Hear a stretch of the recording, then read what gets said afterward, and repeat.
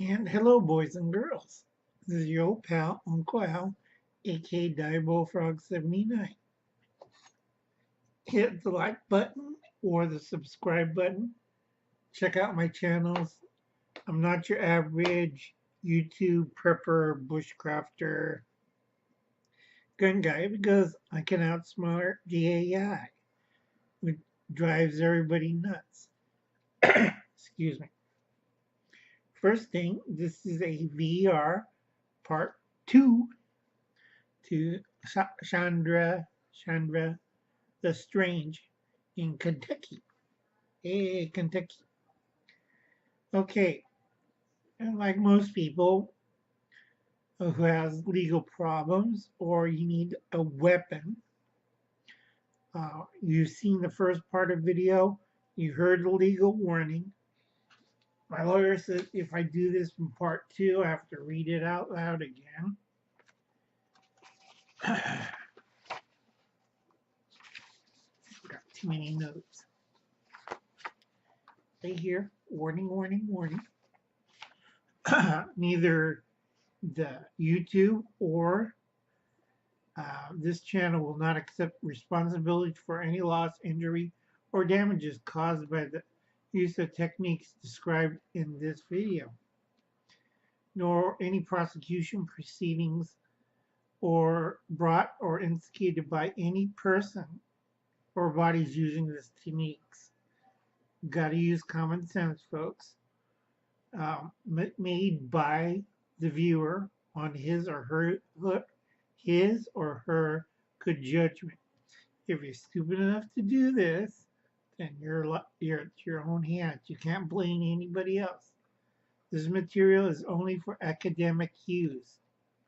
Don't do it. If you're that stupid, you need to be institutionalized. This material, without warranties or guarantees of any kind, YouTube and this channel disclaims any responsibility or liability for personal injury, property damage, or any loss or caused by misuse of information in this report.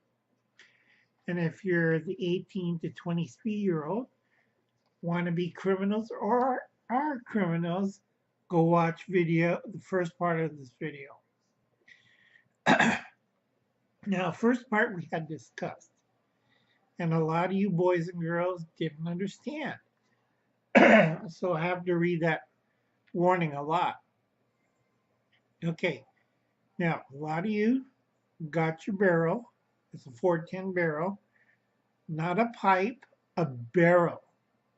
Big difference. And you wanted one rated for 45 long, but it's smoothbore. It shoots 410 shotgun shells.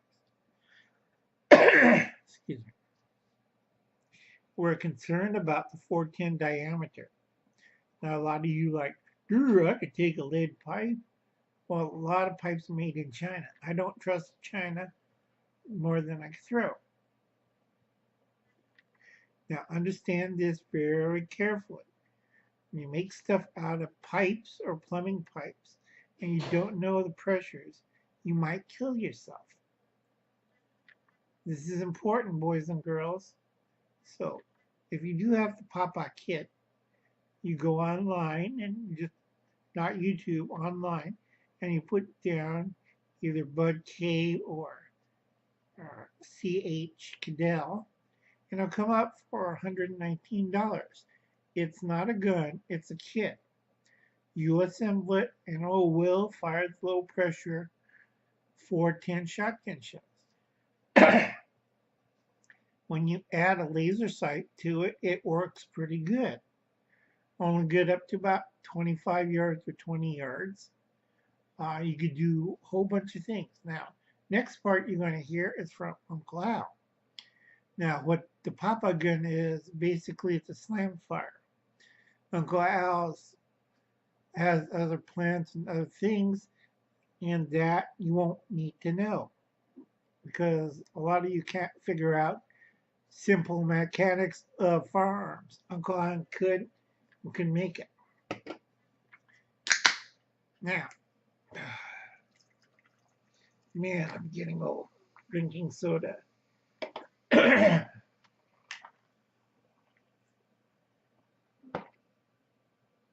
All right. Now, we're talking about very simply manufacturing your own arm. As long as you don't sell it or trade it, you can own it. However, legally, again, check with lawyer if your state allows you to own it. If you're a criminal, violent person, or ex-felon, then it gets a little hinky. Black powder firearms, the ones that the mountain men use, totally legal to a point. Transition arms up to 1880. That's cartridge fired black powder arms. Legal to own because it's antique and also be the everything is rated for black powder pressures. If you put a smokeless cartridge, okay, smokeless, into a black powder weapon, guess what happens? Boom! You die. Unless the smokeless cartridge is rated for that weapon. And only a very few of them can do it. A lot of them just, like Uncle Collins explained, boom, blow up in your face. During World War II up to the 1920s, a lot of people learned it the hard way. You don't mix smokeless or smoke. You lose a couple of fingers. I like to order 5 beers, or you're blind. And during World War One, they thought, oh, we could have a smaller amount of black powder and a smaller amount of smokeless, and it'll shoot the same. They were wrong. They had a lot of guns blown up, and you see people with horrible scars. Have you ever seen the old TV show Boardwalk? They had one guy's face all. Okay, and that happened during World War One. They learned the hard way. So anything up to 1880 is legal to loan. 1880, but you can't mix ammo. All right, and it's very limited. And plus, if you ever burn smokeless, I mean black powder, smokeless, you get a blue tinge. If you burn black powder, you have tons of smoke. I mean, if I shot something here, this whole room will be filled with white white smoke. Second of all, it doesn't take jacketed bullets. It has to be a lead-based bullet, so it grabs the rifling. A lot of people didn't understand it, and you have problems with trajectory. Now, yes, you can rapid fire. You have the Winchesters, and you had the early wall hangers, but also Uncle Alan knows history of firearms and engineering. They had a lot of goof-ups. What I recommend is a lot of people watch CNR Arsenal. They got a great channel about World War I weapons, and they explain the development of the bolt action rifle up to World War One, and also they discussed a lot of kind of weaponry. So check out that channel. Great channel with May and Matthias, and check out their channel. I'm sorry, I'm just mangling names tonight. Okay, Uncle Alan's old and Uncle Alan's tired. So you got black powder weapons, you got mountain man stuff, and you have the transitional cartridge stuff. Okay, now we get into more of the modern stuff. Now you have remember we go back to the Papa gun. Now the Papa gun is basically a barrel. That's all you need, is a barrel and some way to hold the recoil and pressure. Now if you don't, you're going to have the shell go into your forehead, and you're going to like, I'm kind of dead. That the gun shot you and killed your target. You don't want that. So you better read and understand. Now, slam fire gun is good, but not accurate. That's why they use shotgun shells. If you use a rifle shells, you're off about 4 or 5 inches. And the limit is they only get up to 50 feet. then you can't hit anything inside of a barn. Not rifled, pressures are too great, and you have a host of problems.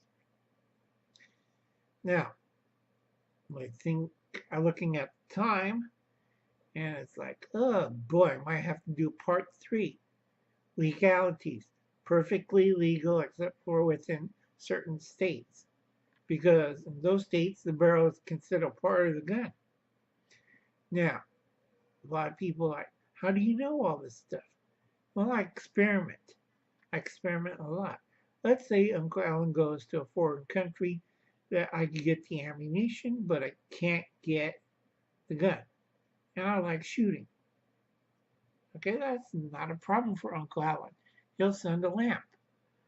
And it'll go through customs and they'll look at it and they say, oh, it's a lamp rated for our system. You have stand, you have the pole, and you have the wonderful light socket. How wonderful. And it's rated for our electrical system. How pleasant. Very unique.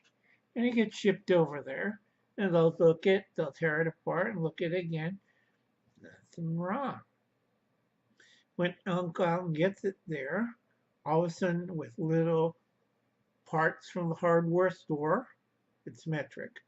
So, and also I have within about 2 minutes or 2 hours, depending on what kind of action I want to use, I have a fully functional single shot shotgun. That also could be converted into a 9mm short range rifle or 22 rifle. Now, a lot of you are right now with your mouths open, so please close it up so the flies don't fall in.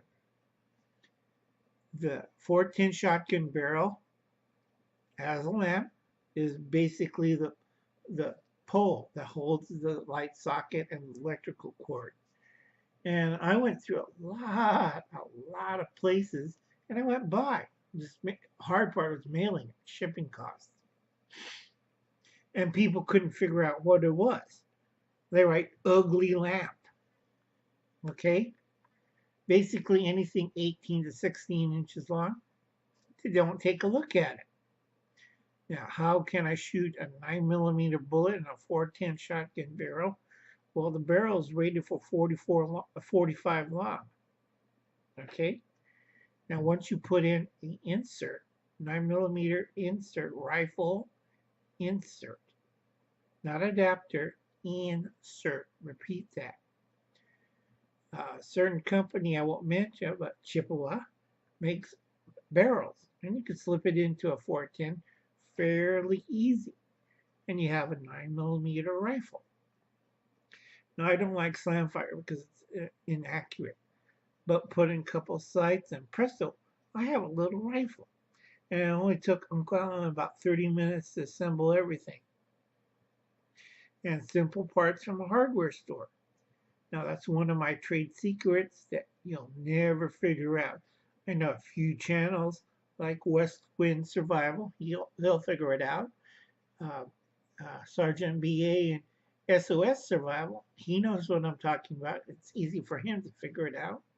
Puerto Rico Ready should know this, and he'll figure it out. Simple as pie. Now you have your 9mm insert.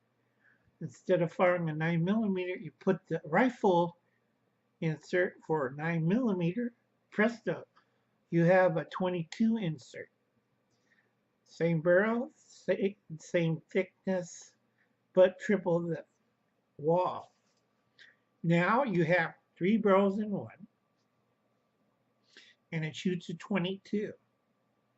Now, as a progression, the 410 barrel is 18 inches, the 9mm rifle insert barrel 16 inches, and then finally we have the 22, which is 12 inches. They all fit together, and I shot it, and a lot of people couldn't figure out where Uncle Alan got the 22. I use the laser sight. I ain't that stupid, folks. Laser sight will put it wherever that little dot is pointed to. Okay?